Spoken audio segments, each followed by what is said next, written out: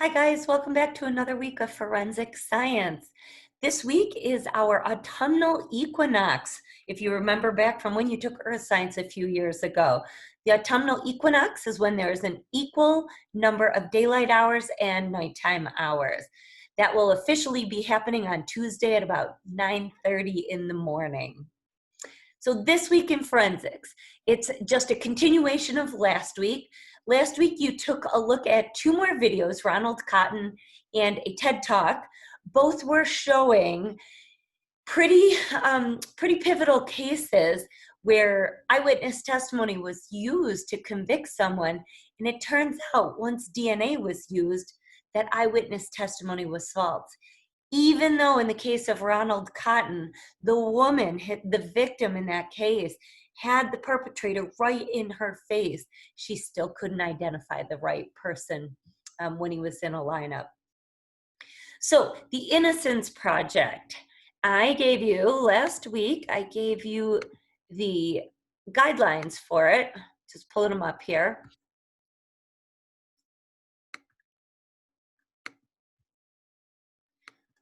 So the guidelines for your Innocence Project, you'll go to the website, innocenceproject.org. Your task is to create an attention-grabbing front page of the newspaper. Using Publisher, you can use Word if you want, but Publisher has a bunch of templates. You might be able to find one that you like best, and then you just kind of write your articles and insert them right into the template. So some of the articles that you're going to be writing, your articles one of the articles needs to state the name of the person, needs to describe the crime of which they were convicted. You're giving details, including when and where it happened. I want you to tell me the story of this crime. Describe the evidence that was used for the original conviction. Then, when the Innocence Project came in and took over, describe the new evidence that was used to lead to the exoneration. I want to know when they were released and what they're doing now. You might have to dig around on the internet to find out what they're doing now. Now, in some cases, those people have really hidden themselves and you might not be able to find information, but check. You'll also want to know, did the person receive any kind of money after they were let out of jail? Keep in mind, if somebody was in jail for 20 years, that's a lot of years of lost wages, and that's a lot of years that they lost of their life and their freedom. I'd like to see, well, ideally, I'd like to see a couple pictures if you can find them. Important that you also include an editorial. Now, you are the editor of this newspaper that you're creating. An editorial is your personal opinion, your personal thoughts on the Innocence Project. Don't just tell me the Innocence Project is great.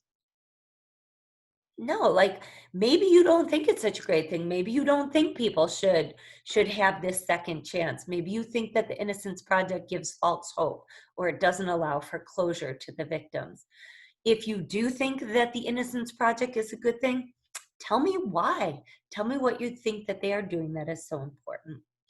Also, you need to search around on innocenceproject.org and describe the purpose and the background on the Innocence Project. You're going to find that on their website. Now, I'm giving you a couple of student examples here. I've got 3 of them. They're also on my class page. This particular one, it's completely missing the editor's name. Okay, they've got a title, or they have a name of their newspaper. They've got the date in there, and they've got titles to their different articles, but we have no idea who's written these different articles. In this particular one, there's just a lot of writing. It's better if you can break up your story into little chunks.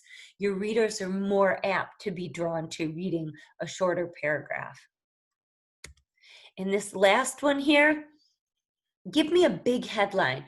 Tell me, what is the name of the newspaper? This project had excellent information in it. It was more just the aesthetics of it that I'm also looking for. So Oh, that's just kind of the Innocence Project. That's what you're working on this week. Next week, we'll start to look at different types of evidence. Pop into any of my office hours, 11 o'clock, 1 o'clock, 2 o'clock. Monday, I do teach to the 8th graders. I'll be teaching at 9 in the morning. I'll also be teaching at 1 in the afternoon. So your best bet might be to wait until Tuesday to start asking me questions about the Innocence Project.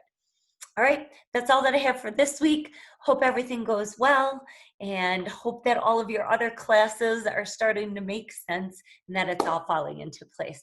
I miss seeing my students every day in school. Bye, guys.